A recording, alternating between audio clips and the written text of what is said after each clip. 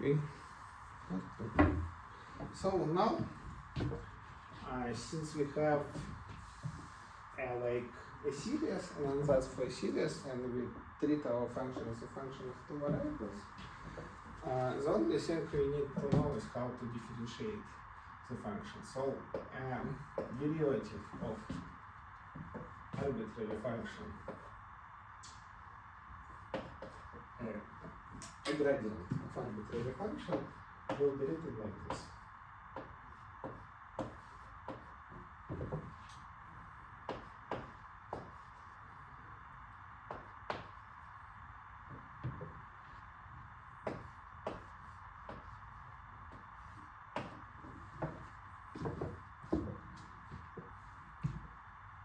Here f is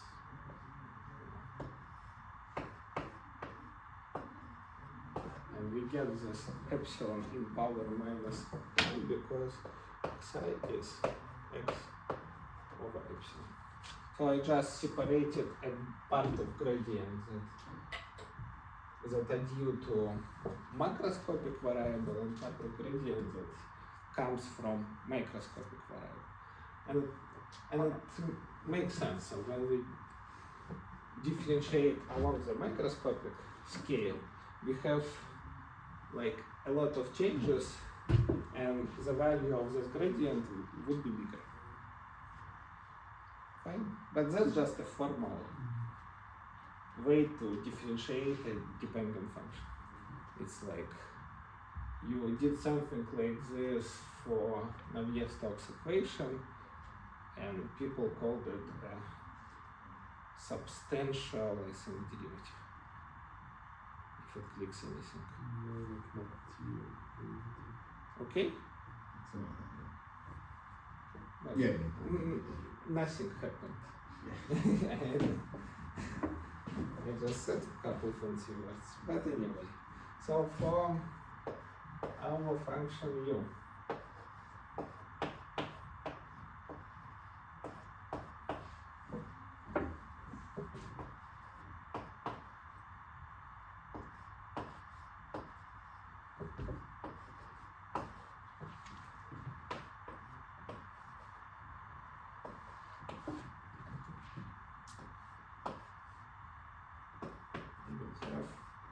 mixing of terms of our series.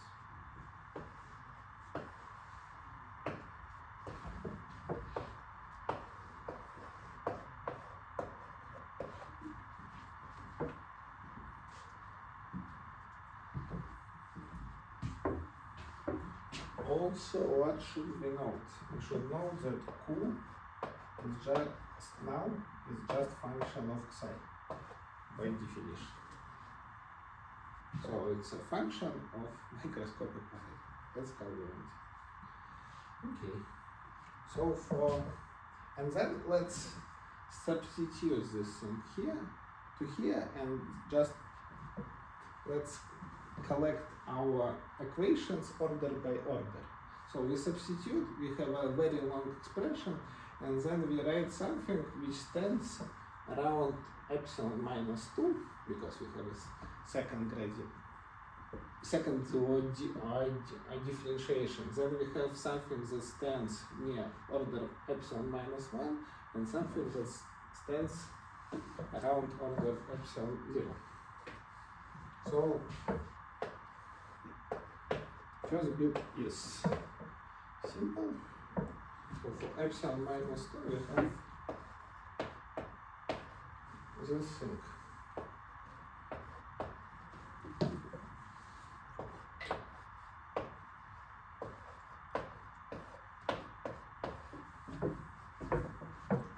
That we can check right now. Because to have epsilon minus 2, we need to differentiate with respect to psi twice. And when we substitute, so if we substitute here, we will have nothing with respect to order epsilon minus 2 and epsilon minus 1 also. So it's of order 0, this term. So we will check this term. This term we substitute this bit, it will give epsilon minus 1, and when we differentiate for the second time using similar formula, we will get this equation. Believable? Good. Okay. What we will have for epsilon minus 1?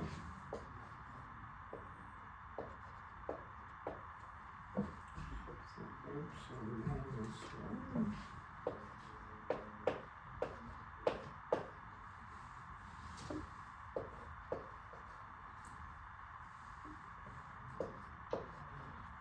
For epsilon minus 1, we will have a mix of derivative on x and derivative on xi.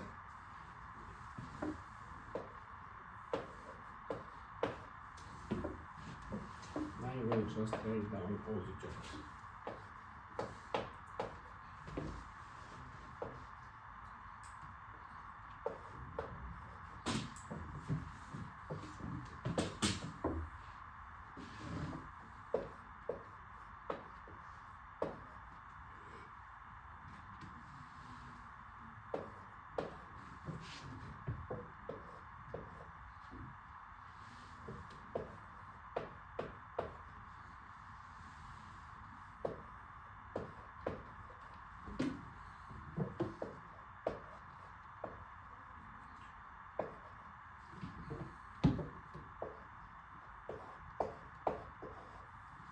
And here I have two derivatives on psi,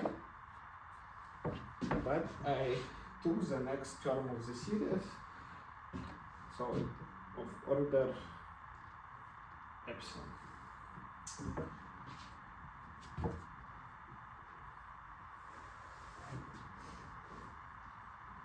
Okay. Is the number above the final U, is that a 2 or 1? It's 1. Yeah.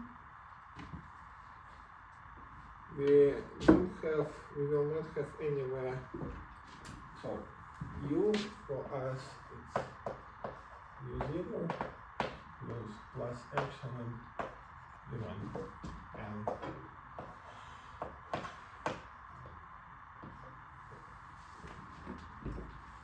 okay, that's how we see this. That's what we substitute to the equation. Good, and I will write down. So, as you can see, we wrote down two first orders, and we still don't have a term with U, so we should continue. And I will.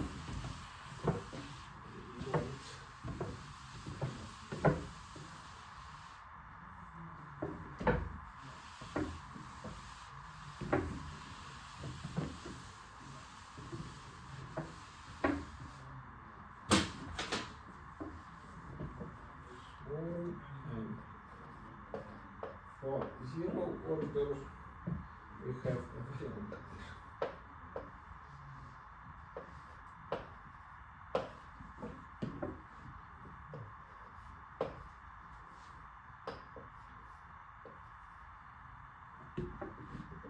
Oh, we have no order too. That's not it. So this is U2.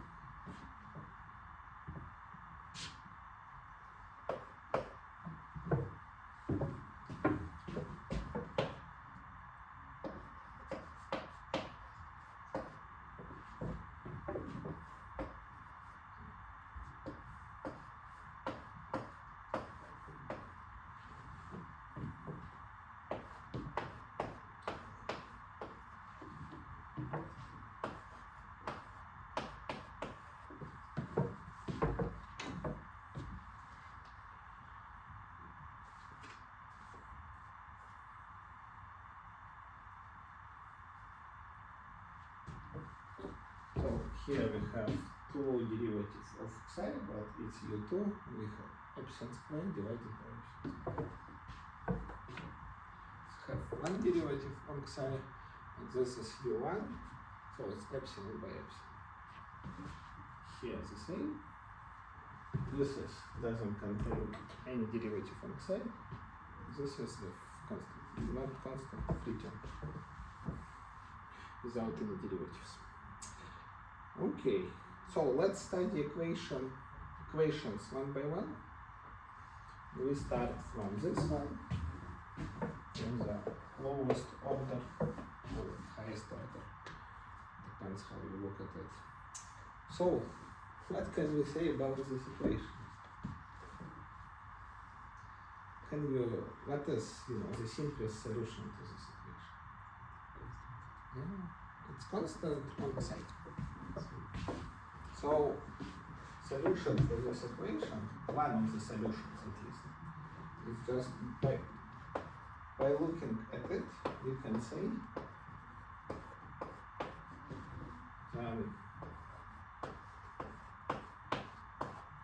such a function is a solution to this equation. And that's the function we want to build. So we want a function that only depends on macroscopic scale. And I will omit this part here, but you can prove that there is no other solution to this equation. And because you have a divergent term, you can apply Green's theorem, and with a bit of or integration by parts, you can just show that there is no other solution. And what we will do next is we will use this equation and this equation to build an equation for this term. And we will get rid of u1 and u2. We don't want them.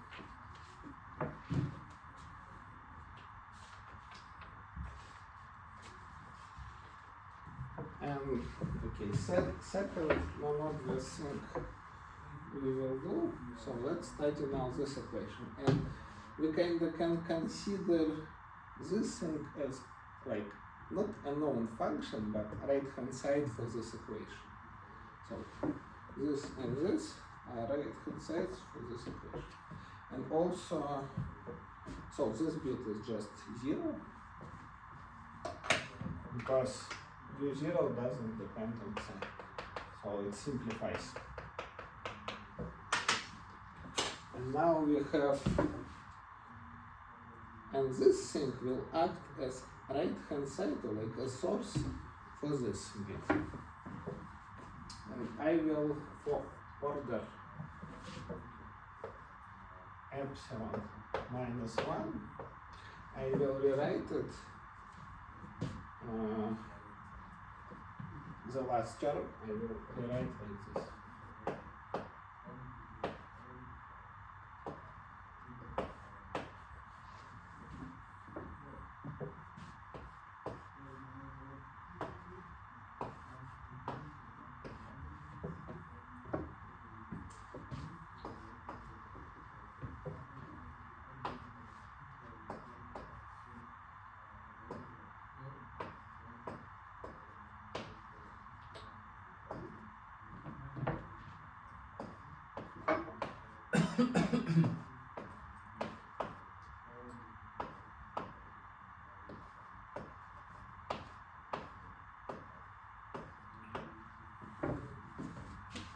Otherwise, the same thing.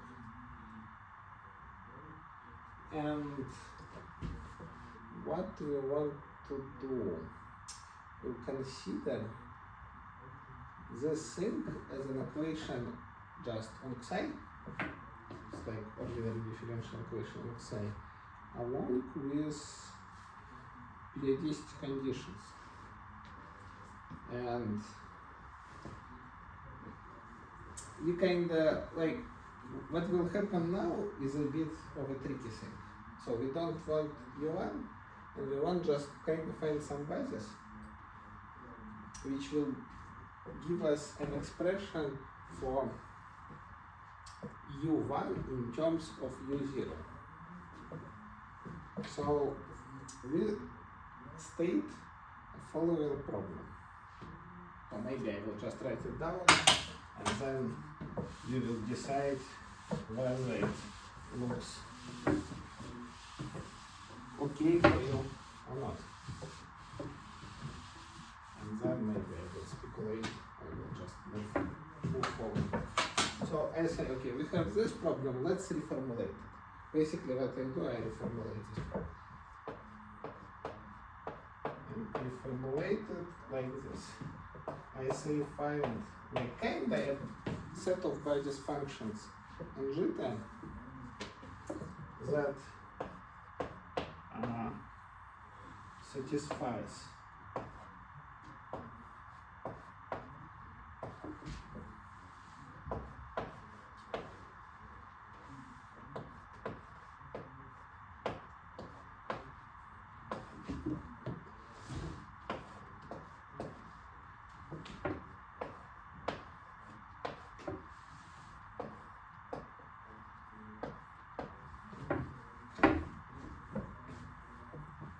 and last periodicity.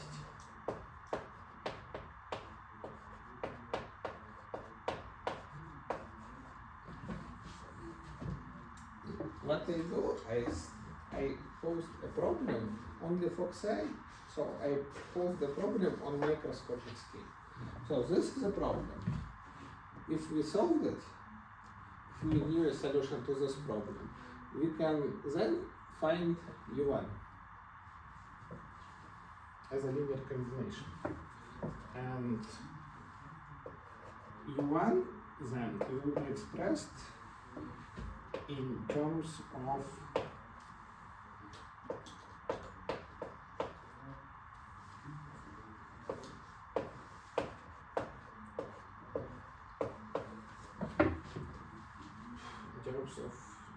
gradient of U0.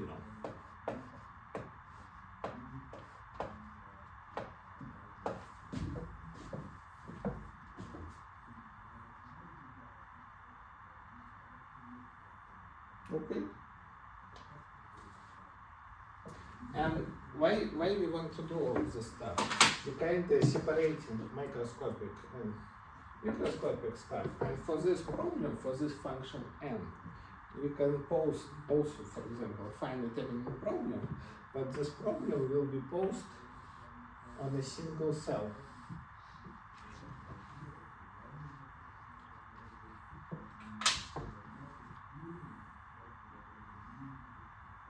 Okay, so I hope you believe me. And then finally we move to order 0.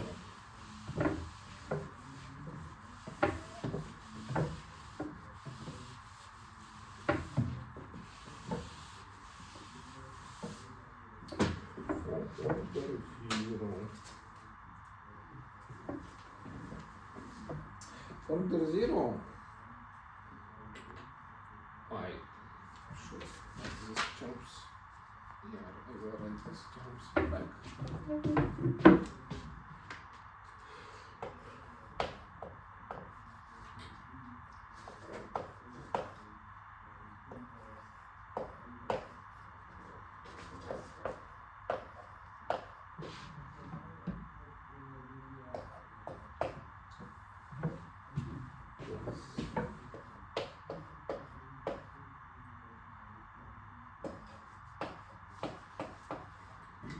So, as I said, we don't like to have term U2, so now we have an expression for U1, and we want to get rid of U2. And to do it, there is one additional step. We will average over each cell our equation. Do the averaging procedure. I will denote it by angular brackets.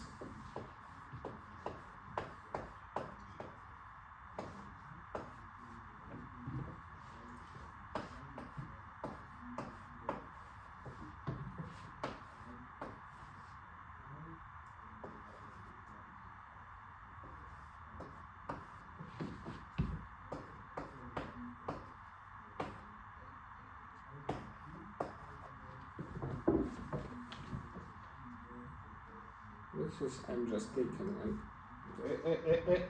average over each cell.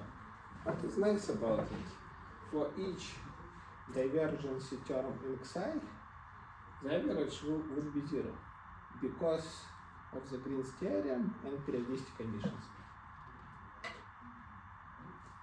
Believable?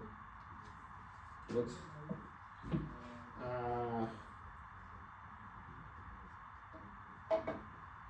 So our equation simplifies.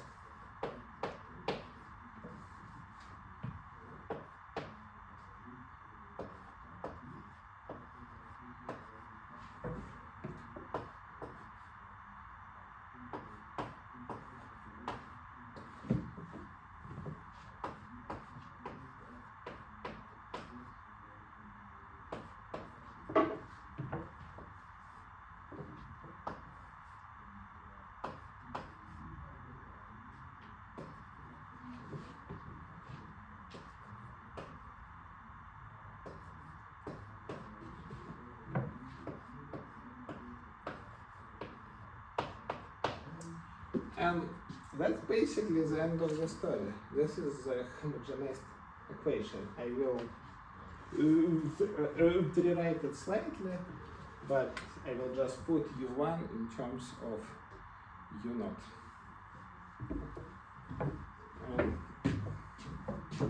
And this also, yeah, it's everything finished.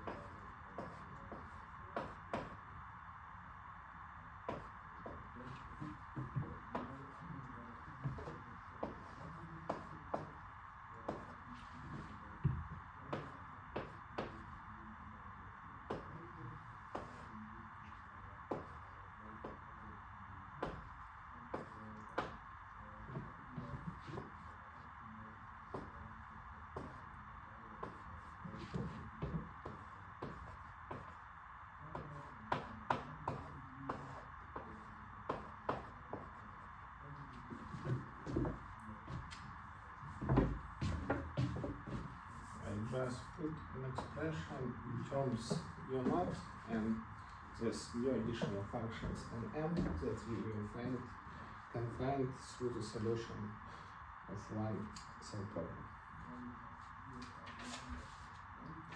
And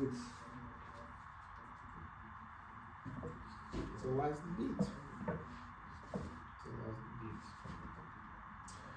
We can usually people they introduce a tensor.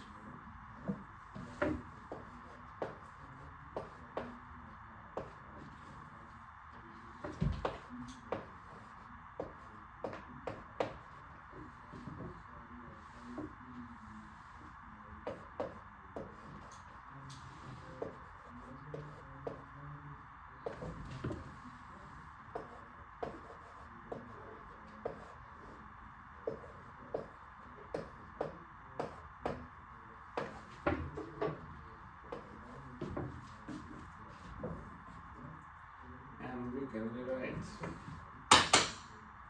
all of this.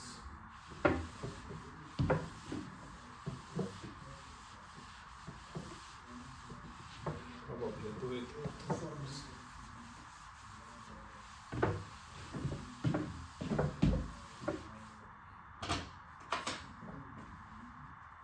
So that's finally for epsilon 0 we have.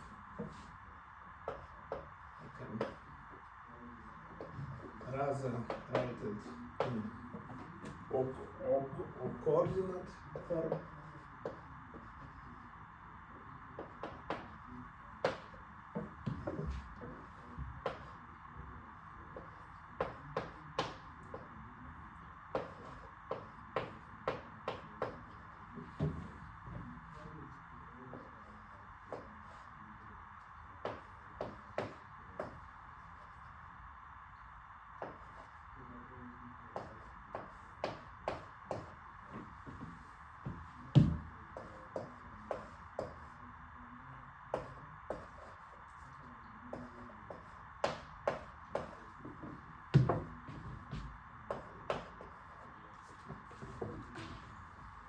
So now we have a similar equation that we had in the beginning of our lecture, but instead of q small we have q prime, which now a tensorial coefficient.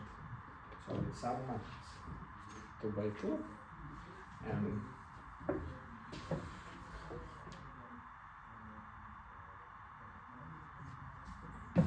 that's it. And another way is a more compact one, but less clear one.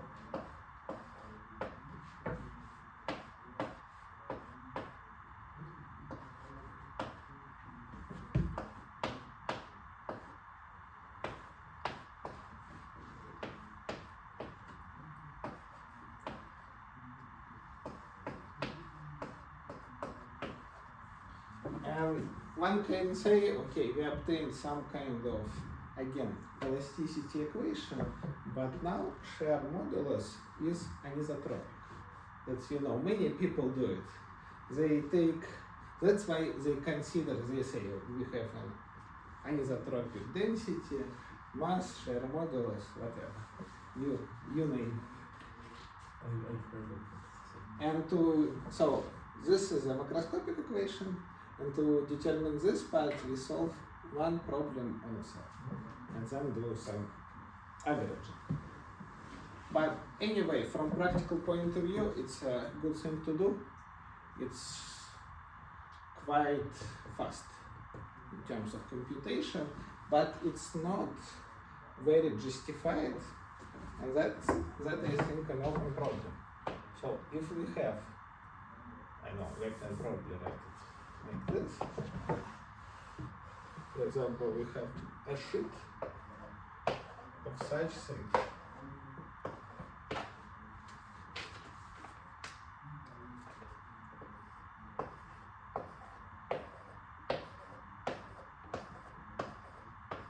Of some poles or holes, and it's more or less clear. We can select a single cell like this, and we understand how to do this averaging here.